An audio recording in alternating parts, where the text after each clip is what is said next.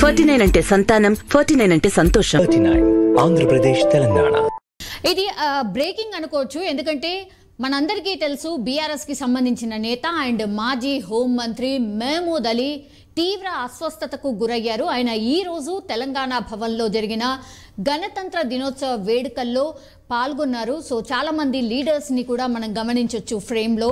So ఒక్కసారిగా ఏం జరిగిందో ఏంటో తెలియదు, కానీ మాజీ హోంమంత్రి మహమూద్ అలీ కుప్పకూలి పడిపోయే లోపలే అక్కడ ఉన్నటువంటి చాలా మంది లీడర్స్ కావచ్చు అండ్ కేటీఆర్ కూడా అక్కడే గణతంత్ర వేడుకల్లో పాల్గొంటున్నారు. ఒక్కసారిగా ఆయన కింద పడిపోయే టైంలోనే చాలామంది కార్యకర్తలు ఆయనను పట్టుకున్నారు. వెంటనే పక్కకు తీసుకువెళ్లే ప్రయత్నం జరుగుతోంది అండ్ దాని తర్వాత వాటర్ తెండి ప్రాథమిక చికిత్స అందించండి అని చాలామంది లీడర్స్ అందరూ కూడా ఆయనను పక్కకు తీసుకెళ్ళి కూర్చోబెట్టి అసలు ఏం జరిగింది ఏంటి అని తెలుసుకునే ప్రయత్నం చేస్తున్నారు. సో ఒక్కసారిగా ఈ విజువల్ చూడగానే ఒక్కసారిగా ఇట్లాంటి ఇన్సిడెంట్ జరగగానే ఒక రకంగా బీఆర్ఎస్కి సంబంధించిన వేడుకల్లో పాల్గొన్న వాళ్ళందరూ కూడా షాక్కి గురయ్యారు. వెంటనే రెస్పాండ్ అయ్యారు.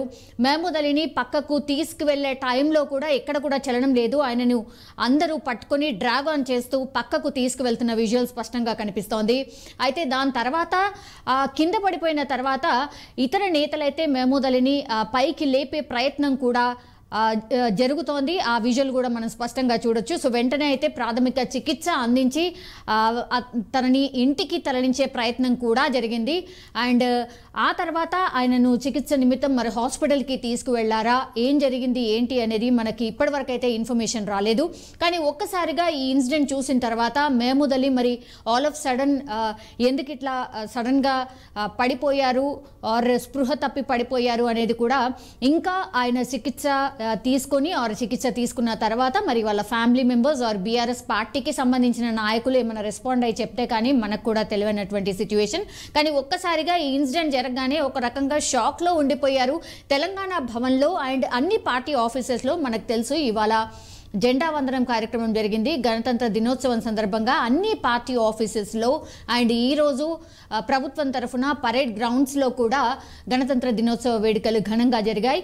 సో తెలంగాణ భవన్లో ఈరోజు మాజీ హోంమంత్రి మహమూద్ అలీ ఒక్కసారి స్పృహ తప్పి అస్వస్థతకు గురయ్యారు.